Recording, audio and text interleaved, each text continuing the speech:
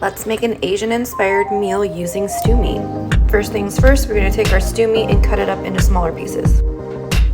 Here's what your meat's gonna look like after you've sliced it up. Add some avocado oil to a pan and turn your heat up to medium. For this next part, you're gonna split your meat into small batches, season your meat with a little bit of salt, pepper, garlic blend.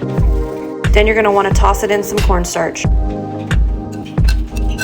Drop your meat into the oil. Flip them over when they start getting crispy brown. Repeat with the next batch. While we're waiting for our meat to cook, we're gonna chop up some garlic. We're gonna slice up a half an onion. Add your onions to your pan. Add in your garlic. Chop up some asparagus. Add them into your pan. Add in your ginger. I only had frozen ginger. Fresh ginger is better. Add in a half a cup of water, a half a cup of soy sauce, and a fourth of a cup of brown sugar. While we're waiting for this to start simmering, we're gonna cut some green onion. Add your beef in. If you want it a little spicy, add some crushed red peppers. Top it with your scallions.